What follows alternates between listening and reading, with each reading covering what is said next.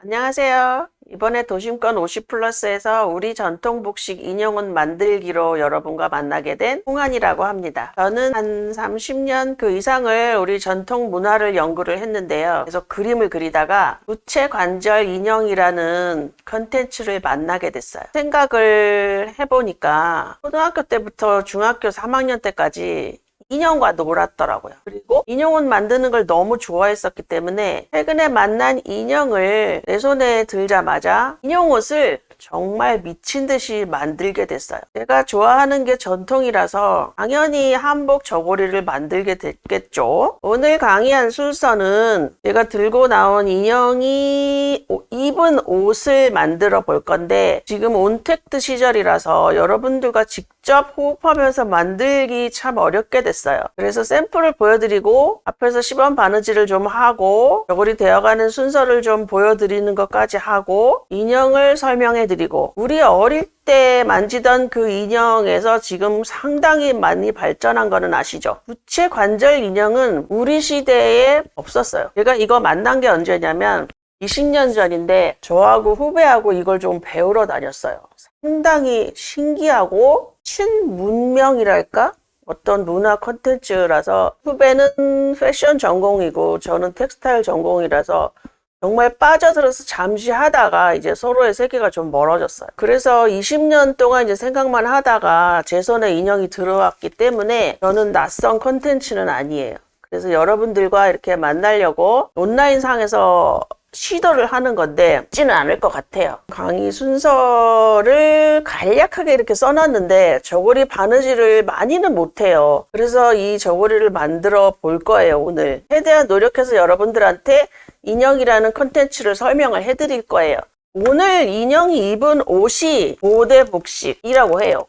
최근의 저고리 우리가 입는 그 저고리와 상이한 것 같지만 비슷해요. 이 그림에서도 본 것과 같이 여자는 밑에 치마를 입고 남자는 그 도트무늬 바지를 입은 거예요. 팔이 두 개가 같이 뒤로 가서 정말 이상해 보이는데 요즘 춤하고 살짝 비슷한 그런 동작들도 있어요. 의복의 뭐 복식사, 고대 복식사 여기 들어가면 굉장히 심오하기 때문에 여기서 다 설명을 드릴 수는 없고 고대 사회의 신분의 표현이 이제 그림에 드러난 거예요. 여기 오른쪽 사람은 굉장히 크죠. 그리고 왼쪽 사람은 작아요. 이게 신분이 높은 사람은 크게 그림을 그린 거예요. 그리고 신분이 낮은 사람은 자세부터 벌써 이렇게 구부정해 있고 낮아져 있죠. 그 사람 사이즈로 이제 신분을 표현을 했대요. 여기서 자세히 보면 노트무늬, 점무늬, 진한색 이렇게 있는데 노란 바지 입은 저 큰 사람은 귀족이나 그 클래스를 나타내는 사람일 거예요. 짙은 옷을 입었을수록 이제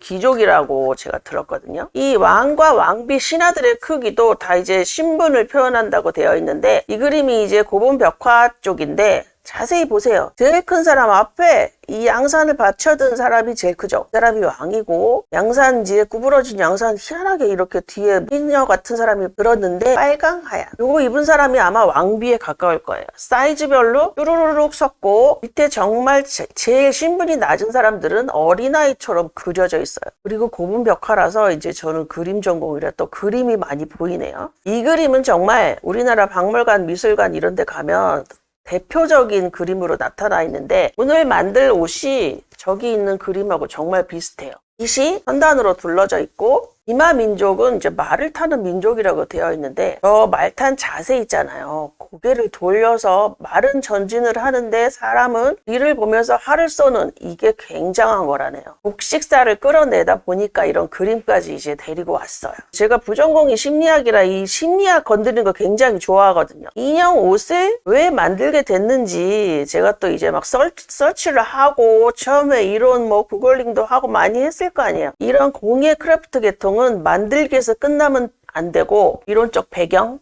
논리적인 뒷받침, 베이스가 있어야 돼요. 그래서 그걸 좀 찾아보니까 심리학 박사님도 같이 만나 뵙고 막 이랬더니 최근에 반려동물 시장 마켓이 굉장히 커진 거 아시죠? 우리 집에도 고양이가 2마리가 11살, 12살인데요. 굉장히 좋은데 하얀 고양이 하나가 정말 좀 많이 아파서 그걸로 인해서 가슴 아프고 2마리가 죽어갈 때마다 뭐 저같이 이렇게 예술계통 이런 거 하는 사람들은 굉장히 센시티브하고 디테일로 들어가거든요. 그래서 울기도 막 한 달씩 울고 그래서 결국엔 고양이 숫자가 자꾸 늘어났는데 미국에서는 로스 증후군이라는 게 아주 크게 대두되어 있어요. 동물이 죽었을 때 심지어는 심각한 케이스에서는 자살도 해요. 그 이후에 오는 신드롬이 뭐냐면 인형놀이 이런 게 생긴다는 거예요. 그래서 나는 지금 동물을 키우고 있지만 인형이 동물이 사라지기 전에 인형이 먼저 찾아온 거예요. 인형을 만나면서 나는 정말 이 굉장히 행복한 사람이구나 그렇게 알게 됐어요. 인형 사이즈의 모델명은 일본 사람들이 만들었어요. 얘는 지금 키가 32cm거든요. 제가 인형을 3가지 가지고 있는데 이따 사진을 보여드릴 건데 얘보다 살짝 큰 거는 42cm를 가지고 있고 처음에 데리고 온 인형은 57cm인데 걔가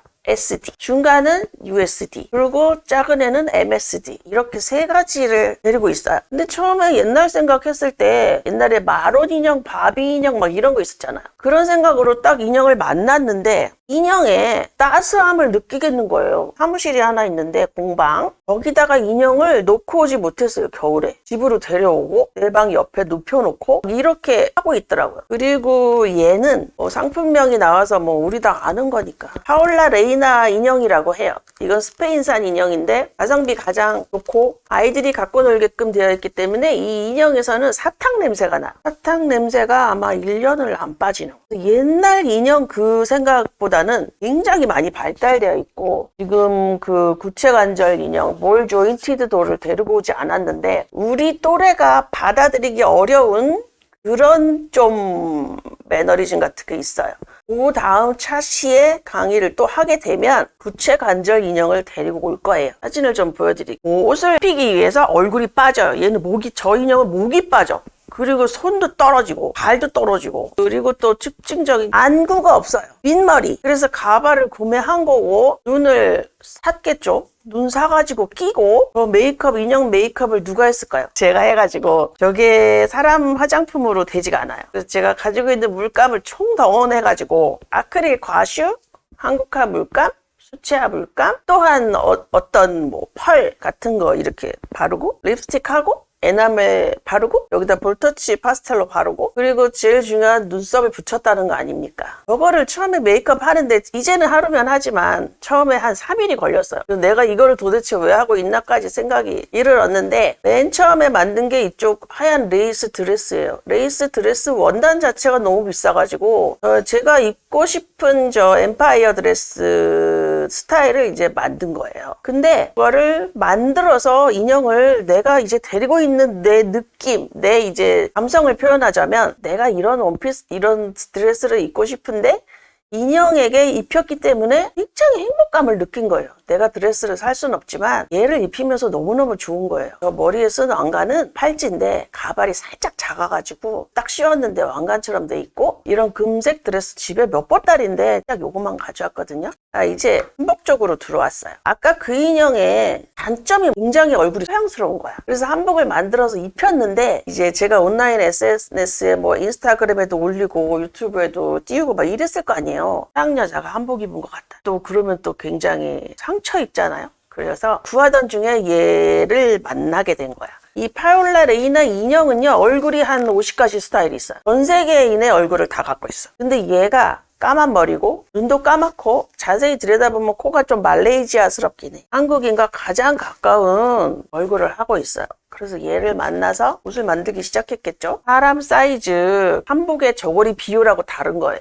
이거 사이즈 내는데 제가 인형 셋 데리고 시수 내는데 거의 한 달 걸렸어요. 다 써놓고 옷을 만들기 시작했겠죠. 근데 이거에 빠져드는 저를 보면서 요게 행복이구나. 이렇게 작품하는 사람들은 자기 자신한테 빠지는 일이거든요. 왼쪽부터 요 모자 하나가 저런 조바이에서 파생이 된 건데 여러분 조바이는 써본 적이 있으셔요? 저는 조바이를 한복 입을 때 쓰려고 깜장색으로 좀 만든 게 있어요. 근데 내 얼굴이 눈, 코, 입이 너무 이렇게 커가지고 조바이 얼굴이 아닌 거예요. 조바이 조바이 쓰려면 눈이 좀 작아야 되더라고요. 그래서 맨 처음에 저 핑크색 조바이를 만든 거예요. 한복을 입혔으니까 머리가 좀 슴슴해. 그래서 딱 씌우고 파란색도 있고 흰색도 있고 막 그랬는데 조바이가요. 단점이 뭐냐면 이 머리가 나이롱이다 보니까 조바이가 이렇게 나가는 거야. 또 우리 또 그런 거 못 참잖아. 아, 그럴 때 이제 남바이로 가자. 이게 남바이인데 엄밀히 말하면 남바이하고 풍차 디자인을 이제 합성을 한 거예요. 고대복식을 하려면 유추하고 끌어내고 발전을 시켜야 되거든요. 여기까지가 남바이 디자인이고 요 볼기하고 끈이 있는 게 풍차거든요. 두 개를 합성한 디자인이에요. 이거는 57cm 그 SD 인형을 주로 이제 들고 촬영을 다녀요. 인형하는 사람들은 카메라를 굉장히 높은 고사양을 마련해서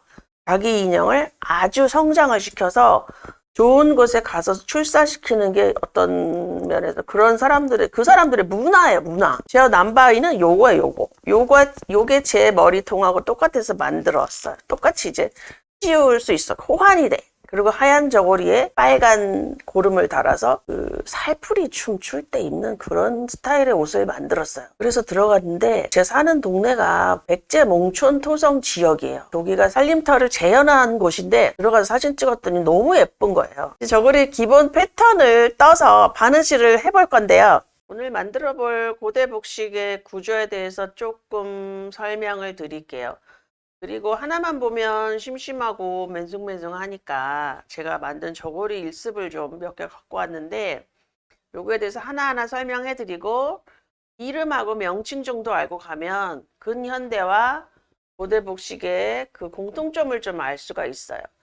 천천히 설명을 해 드릴 테니까 지금 온라인으로 만나기 때문에 지금 만들어 볼 수가 없으시잖아요. 그래서 굉장히 저도 아쉽고 여러분들도 아쉬운데 최대한 설명을 자세히 디테일하게 해드릴 테니까 우리 추억 감성이나 옛 감성을 좀 끌어내셔서 행복해지시면 좋겠어요.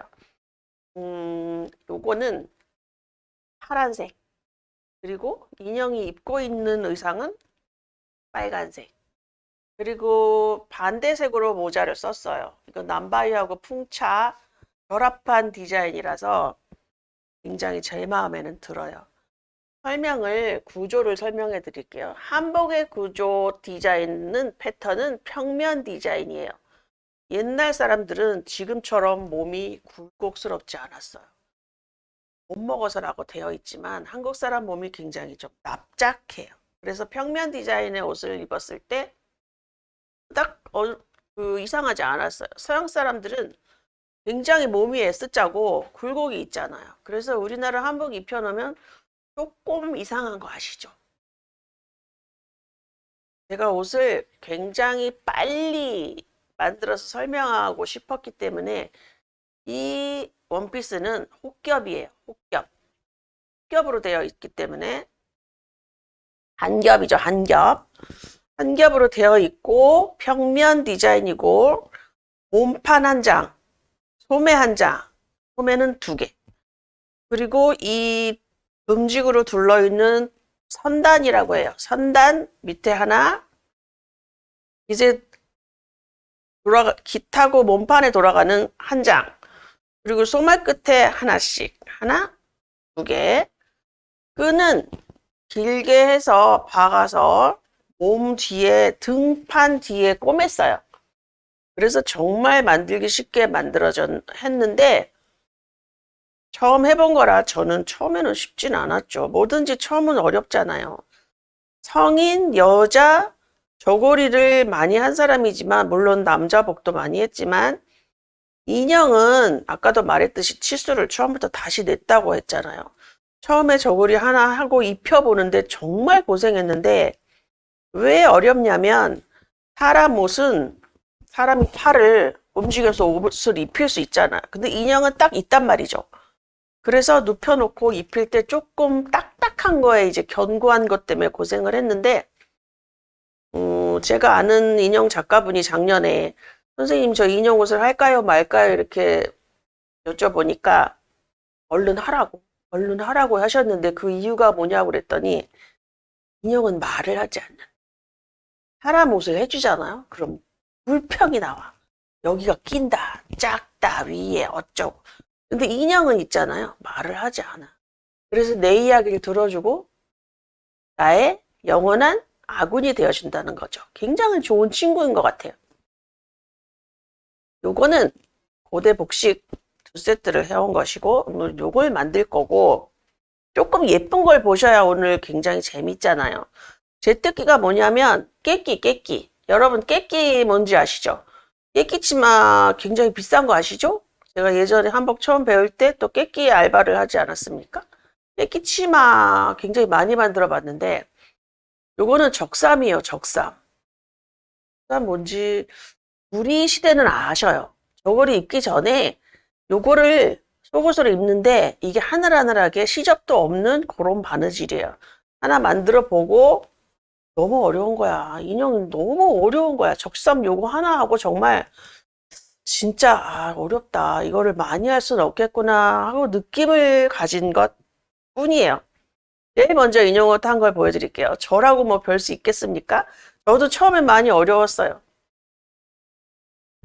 저는 집에 이제 한복 했었으니까 원단이 많겠죠. 원단이 정말 자투리가 몇 보따리, 몇 가마니 정도로 이제 많은 거예요. 내가 인형 옷을 한다고 하니까 또 여기 유명한 커다란 한복집 하는 제자가 또 선생님 노방 필요하세요? 막 이래가지고 이거를 정말 갈 때마다 짐보따리 지듯이 정말 많이 줬어요.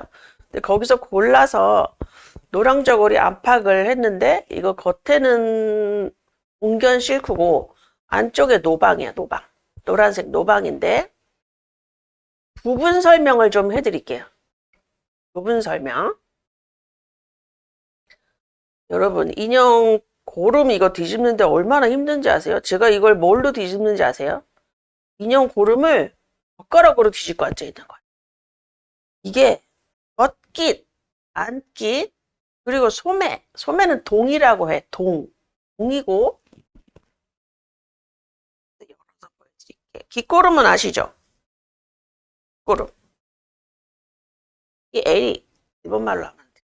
이 L이 깃, 겉깃, 안깃, 그리고 긴 고름, 짧은 고름. 그리고 동정은요, 손바느질 해야 돼. 동정을 우리 때는 정말 우리 시집 올 때는 종이 동정을 했잖아요. 종이 동정이 너무 싫은 거예요. 그래서 제가 한복 배울 때 이거를 동정을 반드시 명주로 달았어요. 그래서 인형 옷 동정도 명주로 다니까 너무 예쁜 거예요. 사진에 정말 예쁘게 나올지 어떨지는 모르겠는데 민 저고리는 한 가지 스톤으로 가는 저고리예요. 그리고 그 다음에 간단한 것부터 이제 어렵게 가는 저고리로 설명을 해드릴게요. 제가 굉장히 어려운 걸 즐기는 사람이라서 저고리를 많이 했습니다. 아까 그 커다란 인형이 입은 저고리인데 흰색이 카메라에 잘 안 받는다는 걸 제가 오래전에 깨달은 사람인데 또 흰 저고리 되게 좋아해가지고 이거 다 봉견 실크라는 거 아닙니까? 저도 못 입는 봉견 실크 저고리를 인형한테 부지기수로 입히고 있어요. 오름만 다홍으로 달았죠. 다홍으로 다는 이유가 뭐냐면 좀 이제 얼굴이 젊어 보인대. 그리고 그 다음에 만든 저고리가 뭐냐면 얘는 이거 끝동, 여기 끝동이죠. 끝동, 끝 소매 끝이 있는데 얘 이 색깔하고 깃하고 오름하고만 다른 톤을 다른 거예요. 이거는 해장 저고리, 해장 저고리라고 해요. 명칭들은 아마 우리 학교 다닐 때 다 배우셨을 거예요. 이거는 57cm 큰 인형 저고리인데 얘가 생각보다 팔이 굉장히 길어. 그래가지고 입혀놓으니까 해장 저고리를 또 만족이 안 되겠죠? 우리 사람 또 되게 어려운 거 좋아합니다. 그 다음 더 어려운 저고리. 해장 저고리가 있으니까 3회장 저고리가 또 나와야 돼요. 회장 저고리는 다른 말로 반회장 저고리라고 해요. 근데 우리 엄마들이 반회장 저고리, 반의장 저고리, 우리 어머니는 항상 반회장 저고리라고 했어. 그리고 반회장이 뭔가 그랬더니 반회장 저고리인 거야. 나중에 배우다가 알게 됐어. 그 다음에 이제 제일 사진에 예쁘게 나오고 내가 인스타그램 뭐 이런 데 찍었더니 정말 난리가 났던 저고리가 있는데 이게 3회장 저고리예요. 여러분 사람의 3회장 저고리에서도 상당히 어렵습니다. 근데 제가 인형의 3회장 저고리를 하고 있네요. 고름을 좀 똑바로 매서 보여드릴게요. 인형 고름 매는 것도 진짜 정말 힘든데 제가 왜 이런 걸 이렇게 즐기고 있는지 저는 알지만 설명하기 상당히 힘드네요. 이 색깔 보세요. 이런 색깔은 화면에 어떻게 나오는지 모르겠지만 쥐색이죠. 쥐색. 가라앉은 그레이 톤이고 이 끝동, 이 고름, 그리고 여기 이게 잡았으면 좋겠는데 이게 견막이에요. 견막이를 양쪽으로 집어넣는데 이게 어떤 효과면 나오냐면 여기를 깎아서 가슴과 허리 부분이 굉장히 날씬하게 보이는 효과. 우리 선조들이 얼마나 굿 디자인을 많이 했냐면 옆에 다른 색깔을 넣어서 몸이 상당히 날씬하게 보이는 그런 효과를 나타내는 게 한복에서 나왔단 말이죠. 이 색깔 톤도 굉장히 예쁘고 요거랑 요 조골이랑 같은 사이즈예요. 어떤 게 공통점이 보이세요? 깃 고름 꽃 끝동을 같은 색으로 놓고 바탕 소매하고 앞길 뒷길 요것만 컬러톤을 다르게 배치를 했죠. 그리고 또 한 가지 중요한 건 뭐냐면 안감을 이거는 그냥 흰색을 썼어요. 근데 이거는 겉감이 어둡죠. 안감을 밝게 썼어요. 보시나? 빨강. 안감이 빨강은 무슨 소용이 있을까? 뭐 이렇게 생각할 수도 있는데 그거는 아니고 여기를 제꼈을 때 안감이 보이고 이 옷을 입는 패션을 좋아하는 사람들은요 구석구석 다 신경을 쓰기 때문에 저는 안감을 그냥 아무거나 쓰지 않고 작품이다. 인형 옷은 작품이고 나아가서 또 상품도 될 수 있고 강의도 할 수 있고 여러 가지 창업이나 뭐 그런 걸로 발전시키기 위해서 하나하나 정말 신경을 많이 썼는데 이게 온라인 강의에서 정말 설득이 될지 모르겠어요. 그 다음 보여드릴게. 그 다음에는 아까 얘가 쓰고 있는 모자. 이거 모자. 제가 옷을 좀 이렇게 누구 보여드리면 모자를 하고 싶대. 이거 도대체 뭐냐는 거야. 그래서 겉감은 파랑에 안감은 녹색을 냈어요. 저는 원단이 많으니까 아주 많이 쓸 수 있어요. 그래서 색깔을 이렇게 맞춰보고 또 색깔 맞추는데 좀 뭐가 있어요. 그래서 이렇게 했는데 너무 기분이 좋고 예쁜 거예요. 하나 해놓고 얘는 또 이걸 대추자조라고 하나? 하여튼 보라색 가까운 그런 이제 목단색이죠. 목단색에다가 안쪽에는 올리브 그린을 넣었어. 그리고 끈을 파랑으로 달았어. 이런 색 조합은 조금 색채 감각이 있어야 돼요. 그래서 아무리 디자인 미술 공부를 하더라도 색 조합까지 뭐 학교나 이런 데 석박사 과정에서 이렇게 특별히 배울 수는 없어요. 우리는 조금 이런 거는 가지고 있죠. 그래서 얘를 입을 때는 다른 저고리 뭐 그렇게 이제 가고 있죠. 저는 이렇게 설명하면서 말하면서 굉장히 즐거워 보이지 않으세요, 여러분? 이 색동 저고리는 2개밖에 못했는데 여러분 왜 2개밖에 못했냐면 이 색동의 패턴이 무형문화재 선생님한테 이 색동 한복 저고리 배울 때 이게 순서가 있는 거예요. 여러분 이거 아무렇지도 않아 보이지만 그냥 한 것 같지만 여기서부터 남색 이거는 뭐지? 옥색 꽃자주 아니 꽃핑크 촌핑크라 그래요. 원래 한복 계통은 촌핑크라고 그러고 연두색 다홍 노랑 살색 연핑크 대추자주 뭐 이게 순서가 정해져 있는 거예요. 그래서 예전에 박아놓은 걸 발견을 했는데 딱 하나 만들고 딱 요거밖에 없는 거야. 없어서 못 만들고 있어요 지금. 이 자투리 원단은 정말 많이 가지고 있는데 색동의 이 간격 있잖아요. 색동 간격 방법이 또 장난이 아닙니다. 제가 웬만해서 정말 뭐든지 열심히 하는 스타일인데 색동은 2개 하고 진짜 이게 막 머리에 쥐가 났다고 할까? 뭐 그 정도라. 요거는 그렇게 놓고. 여러분, 제가 제일 좋아하는 옷이 있어요. 한복에서도 제가 제일 좋아하는 옷이 있는데 그게 뭐냐면 당이에요, 당이. 당이는 어느 나라에서 왔을까요? 당연히 당나라에서 왔겠죠. 요거는 안고름부터 설명해 드릴게요. 안고름이 있고 이가 왔죠. 이 라인이 어디서 나왔을까요? 이 라인. 이 완만한 흐르는 듯한 라인이 이와 지붕. 거기서 나왔대요. 이가 있고 앞이 있고 고름을 메고 똑바로 앞뒤 설명을 해드릴게요.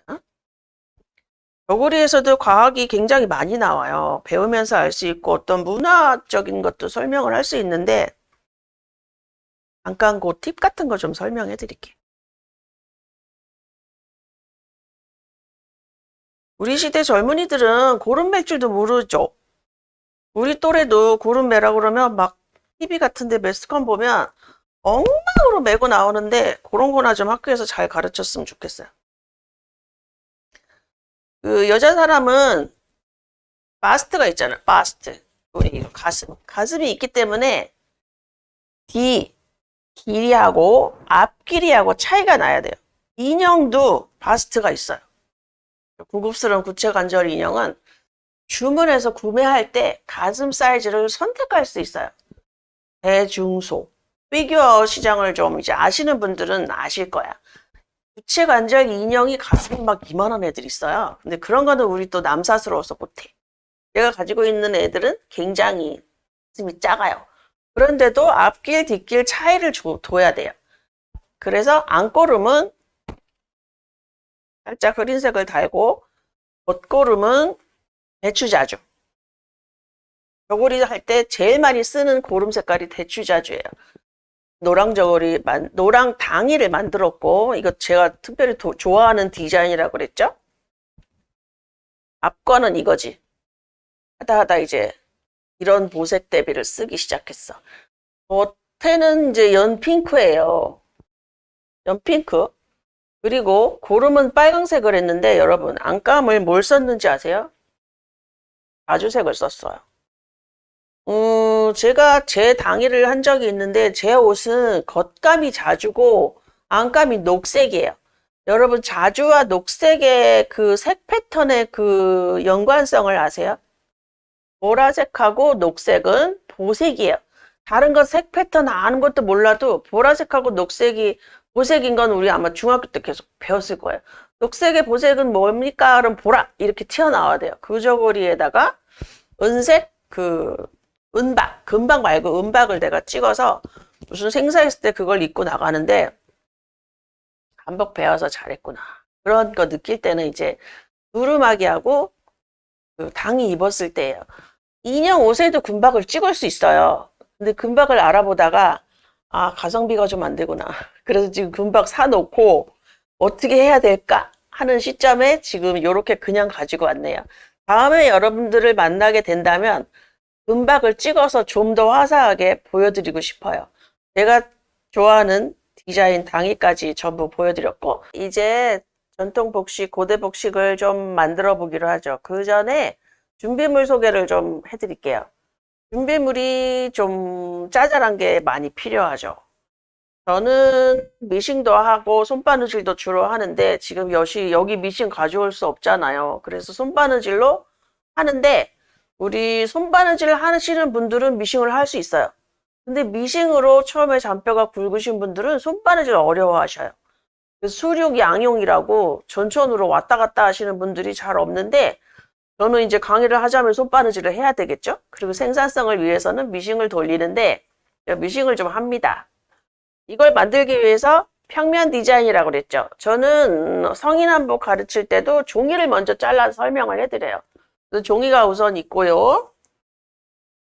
바늘은 각자 자기가 쓰고 있는 그 내 손에 붙는 바늘이 있으면 좋아요. 저도 급조해서 갖고 오느라고 좀 바늘이 큰데 제가 쓰는 바늘은 굉장히 작아요. 좀 커야 화면에 나올 것 같아서 여기 가져왔고요.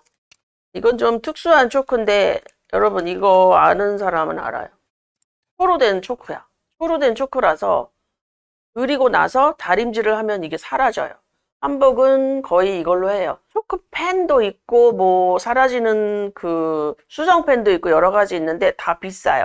저는 이걸 주로 쓰는데 한 박스에 한 3, 40개 들었는데 최근에는 어떤 일이 일어났는지 아세요? 사놓고 어디 있는지 몰라. 그래서 또 사고 이런 일이 있는데 이제 학생들 나눠주느라고 저는 이렇게 보관해서 사고 있죠. 이따 옷감에 그리면 어떤 효과가 나는지 보실 수 있어요. 그리고 30cm 쪽가위. 종이가위하고 원단가위가 필요한데 원단가위는 비싼 거는 정말 굉장히 비싸요. 일제, 독일제 다 갖고 있는데 저는 이제 마트에서 가장 싼 걸 사서 그때 처음에 잘 들잖아요. 잘 들었을 때 원단을 쓰고 많이 써서 이제 조금 다르면 종이가위로 쓰곤 해요. 광장시장 가면 가위 가는 집도 있기 때문에 그런 거는 조금 본인이 부지런하면 할 수 있어요. 그리고 자석. 자석에 하리핀을 많이 붙여놨죠. 제가 또 성질이 굉장히 민감하지 않습니까? 이거 떨어뜨리면 아주 용서를 못해. 그래서 이거 자석이고 여기다 하나씩 붙여서 이걸로 이제 꽂고 나서 바느질을 해요. 그리고 오늘은 파란 옷감 가져왔기 때문에 파란 실을 가져왔어요. 우리 한복 바느질이 왜 서양 양장보다 조금 용이한지 아세요? 서양 옷은 바느질이 겉으로 나와요. 근데 한복 바느질은 바느질이 숨어요. 그래서 초짜도 저고리를 만들 수 있어요. 사람 성인 저고리에 필요한 실의 양은 8m래요. 근데 내가 봤을 때 8m도 안 되는 것 같아요. 인형 저고리에 필요한 실의 양은 정말 1m도 안 되겠죠? 우리 집약적 농업을 하는 나라라서 젓가락질 문화가 있고 이 작은 미니어처, 디테일로 들어가는 이런 산업에는 우리가 굉장히 성취 뭐 이런 성공 그런 확률이 높아요. 언택트 시절이라 정말 지금 제가 갑갑함을 느끼는 건 뭐냐면 예전 같으면 여러분들을 직접 오프에서 만나서 옷감을 나눠드리고 다 설명을 해드리고 재단을 잘했는지 못했는지 확인을 하고 가위질을 제가 해서 바느질도 앞에서 눈앞에서 꼬매드리는 게 원칙인데 지금 이렇게 돼서 제가 제일은 아니에요. 제일은 아니고 보시는 여러분들이 정말 갑갑하실 것 같은데 어쩔 수 없는 시절은 이렇게 넘겨야 하니까 그 정도로 저도 최선을 정말 다해서 설명을 많이 하려고 해요. 준비도 해왔고 제가 또 바느질은 좀 하지 않습니까? 지금부터 그려서 설명을 해드릴 건데 패턴이 있어요. 저는 이렇게 해서 처음에 수업하기 전에 나눠드려요. 나눠드리는데 100제 이상 은영옷 만들기 1번, 2번 이제 만드는 순서가 있을 거 아니에요. 옷감 잘랐는데 잘못 자를 때 어떻게 될까요? 다시 시장에 가야 돼요. 그런 일이 없기 위해서 저는 먼저 종이를 잘라요. 종이를 잘라서 설명을 해드리고 그 다음에 옷감으로 들어가요. 그러면 실패율이 적죠. 특히 사람 성인 치마 같은 경우에는 네마 반이 드는데 그걸 잘못 자르면 정말 속도 상하고 요새 한복 공견 실크가 한마에 뭐 25,000원, 30,000원 하잖아요. 그거 네마 반이면 정말 아주 속이 쓰립니다. 인형 옷이 아까 이렇게 생겼다고 했잖아요. 이렇게. 벗겨서 다시 구조 설명을 조금만 더 드릴게요. 어떻게 만들었냐면 저는 또 잘해보려고 어깨솔기를 만들었습니다. 어깨솔기를 만들었는데 보세요. 이렇게 한 장이야. 이렇게 한 장. 이렇게 한 장. 여기 한 장. 근데 얘가 여기 겹쳤잖아요. 인형이 날씬하단 말이에요. 컴팩트하단 말이에요. 겹쳐서 깃을 안깃, 겉깃을 겹쳐서 마주해서 들어갔기 때문에 등소를 만들지 않아도 옷이 됐어요. 벌써 설명 어렵죠? 벌써 설명 어려워. 내가 하면서도 여러분들이 이해를 정말 요거에 한 45% 하시면 굉장히 성공 같은데 종이로 잘라서 설명을 다시 해드릴게요. 이런 긴 종이 A4 용지 저 집에 많으니까 이걸 주로 씁니다. 센치는 무시하고 겉길, 안길, 등판까지 하는 걸 설명을 해드릴게요. 흰종이라 이게 보일지 모르겠어. 색깔 종류 좀 가져올 걸. 이렇게 길게, 얘는 원피스잖아요. 그죠? 얘는 원피스예요, 분명히. 원피스를 만드는 거는, 나는 원피스를 정말 만들어 본 적이 있을까? 스스로에게 질문을 하시는 게 굉장히 좋은데, 저는 옷이 궁금해서 예전부터 옷을 뭐 많이 했어요. 중학교 때 인형옷. 20살이 넘어서 양재학원 다니고, 뭐 한복 기능사, 양장 기능사를 다 따서 이제 국가 기능사를 좀 가지고 있어요. 뭐 이렇게 공부하는 거 되게 좋아해요. 말하면서 이렇게 딱 접었는데 여러분, 종이로 길 패턴을 만들었어요. 과연 이게 옷이 될까요, 여러분? 아까 등판하고 앞 몸판하고 차이가 있다고 그랬죠. 왜? 가슴이 있기 때문에. 앞판이 길어야 돼요. 지금 얘가 길죠? 요게 앞이에요. 그리고 요게 뒤야. 제가 이거를 한번 옷을 만들어 볼게요. 여기는 어깨솔이 있는데 어깨솔기 하지 않고 등솔만 만들 거예요. 요거는 0.8 정도 접을 거예요. 접어서 여러분 등솔이 붙었으면 이제 박았다 치고 앞을 째면 사람 옷 몸판이 되는 거예요. 제가 사람 옷도 이렇게 가리키기 때문에 실패율이 없어요. 이게 등솔은 솔기 박아서 접어서 오른쪽, 박아서 오른쪽, 그리고 앞에 이렇게 됩니다. 그리고 사람이 입었을 때 고대를 좀 째봅시다. 조금 더 째야 이제 목이 들어가겠죠.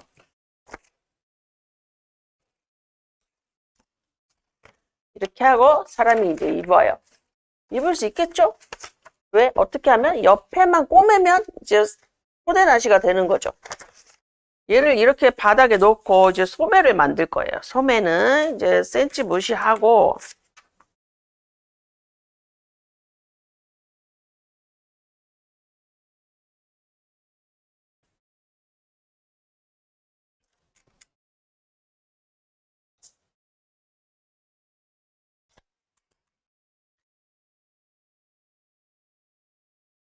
이거예요. 한복은 평면 디자인이라 상당히 서양 옷보다는 심플해요. 정말 머리에 숙지만 하게 되면 옷 만들기는 그렇게 어렵지 않아요. 여러분 이게 소매고 이게 등판이고 이게 앞이에요. 그래서 어떻게 옷이 될까? 들어볼게요. 그대로 해서 들어볼게요. 핀을 꽂아서 들어볼게요.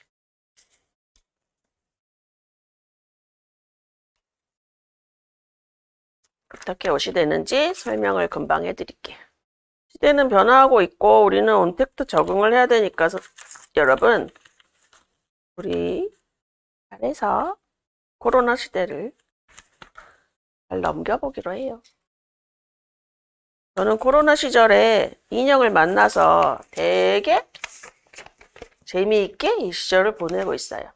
여러분 왠지 옷스럽지 않아요? 왠지 옷스럽게 금방 돼버렸어.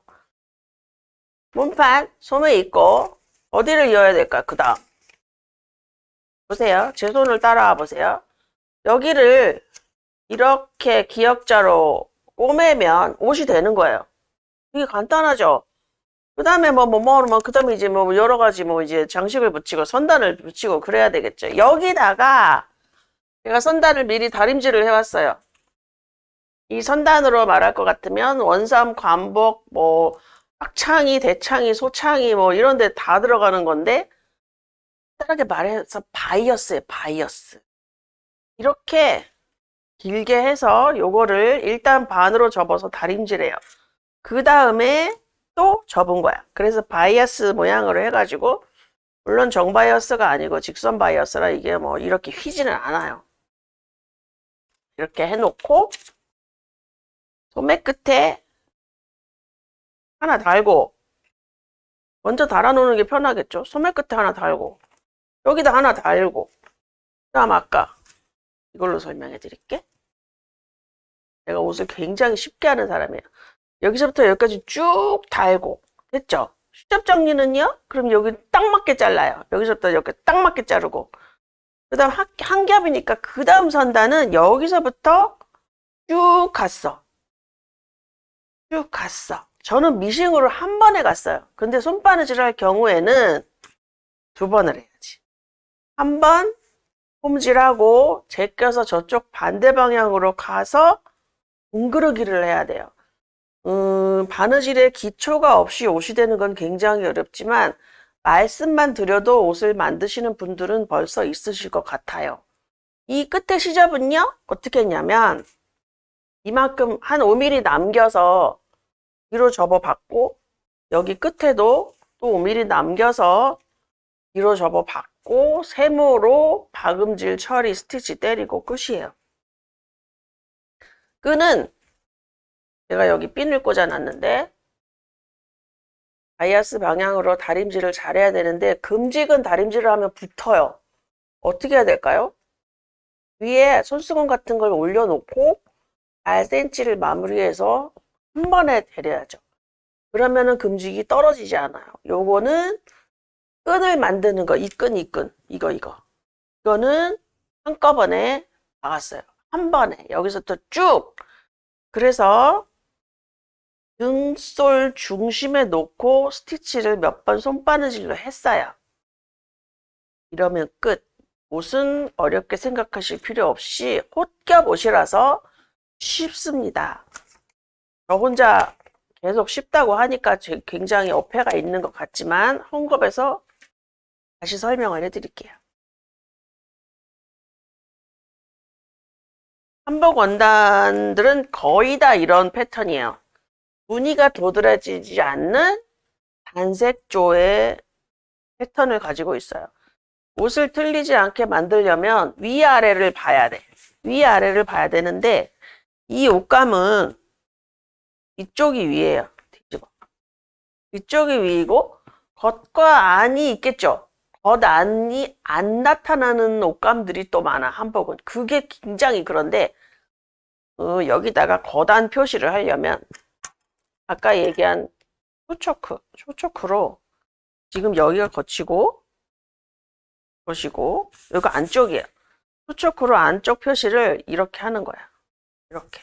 보일까요? 이렇게 하면 사람 옷의 경우에도 패턴을 다 자른단 말이야. 그 초초크를 표시를 해놓고 하면은 틀리질 않아. 이걸 안 해놨을 때는 겉하고 안하고 막 틀려. 그래가지고 다 한 다음에 막 짜장 같은 이상한 옷이 나온단 말이죠. 인형 옷은 작으니까 그닥 실패할 그건 없어요.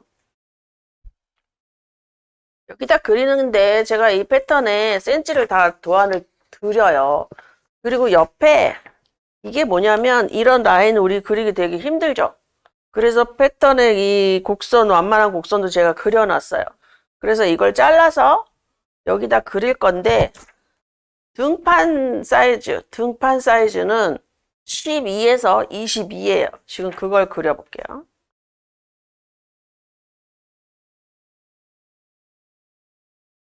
등판은 한 장. 12. 제가 눈이 굉장히 좋은 사람이라서 게다가 또 코로나 때 일 안 하고 놀았더니 눈이 더 좋아졌네요.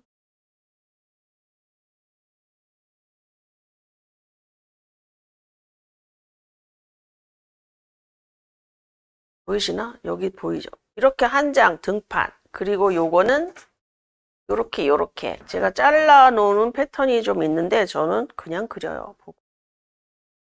같은 사람은 그립니다.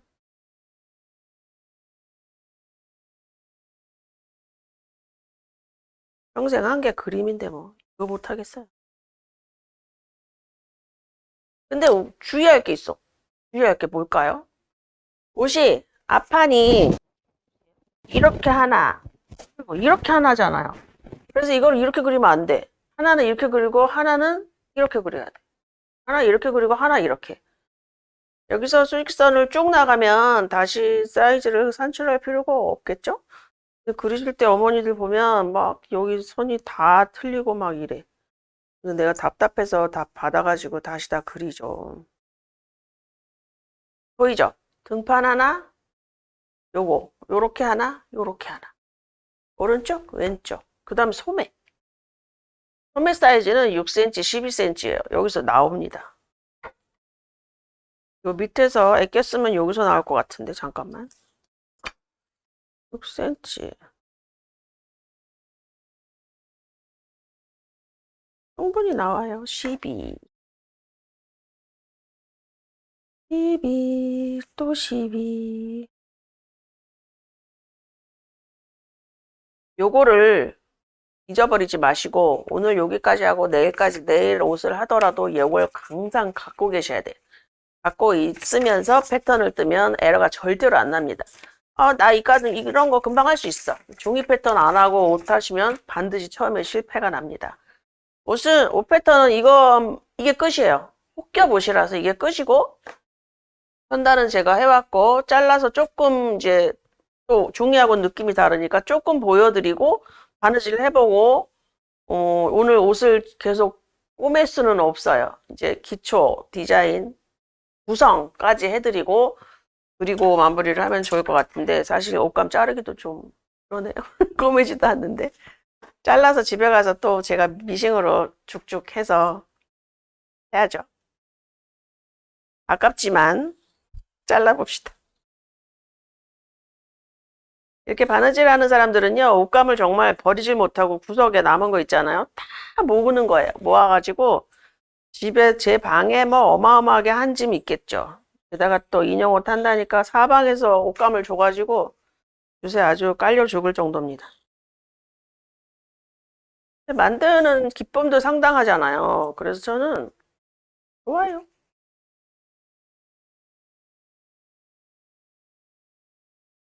어디 가면 그래서 저는 놀러 가면 가위 사고 바늘 사고 옷감은 이제 비싸니까 입던 옷 자르고 맨 하는 일이 이제 그거죠.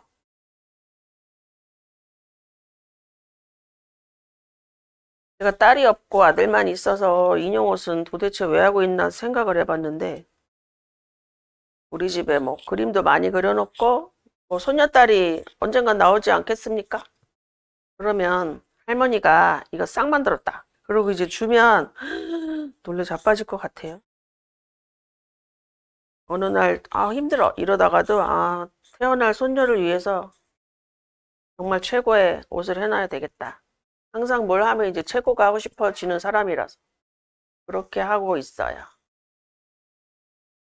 코로나 지나고 무프가 되면 우리 다 같이 모여서 인형 옷을 좀 많이 해봅시다. 제 꿈이 그거예요. 여기 나와서 다시 종이 아니고 옷 패턴으로 보여드릴게요. 이렇게 하나 겉감 이렇게 얘는 겹쳐서 입어야 되니까 얘는 마주쳐서 이제 충돌이 돼서 이렇게 옷이 되죠. 이렇게 종이로 보는 것보다 훨씬 낫지 않으세요? 이렇게 선단은 다림질해 온 거 하나만 잘라서 붙여볼게요. 이렇게 되는 겁니다. 아까보다 훨씬 종이를 보는 것보다 좀 생동감이 있으시죠? 이리고 여기 하나 더 붙고 여기 하나 더 붙고 깃 돌아가는 거예요. 꼬매는 순서는 다시 한번 설명해 드릴게요. 이걸 지금 꼬매서 더 완성할 수가 없을 것 같아요. 첫 번째 꼬매는 어디를 먼저 꼬매느냐면 여기 어깨솔기를 이어야 돼요. 어깨솔기를 잇고 히잡은 물론 안쪽에서 등판으로 넘어가겠죠. 넘어가고 선단을 받고 끝동을 만들어 놓은 거야. 인형이 생각보다 소매가 짧아요. 그리고 진동을 중심을 딱 잡아서 핀을 꽂고 여기서부터 재서 끝에서 끝까지 꼬매요. 그래서 얘를 하나 놓고 이쪽도 마찬가지로 선단을 먼저 받고 그 다음 소매를 이런 방식으로 중심을 맞춰서 여기다 이새를 넛지라고 그래. 딱 옷감 치는 거. 넛지를 넣어가지고 쫙 손바느질하고 이렇게 제끼고 들어 올려서 보여드릴게요.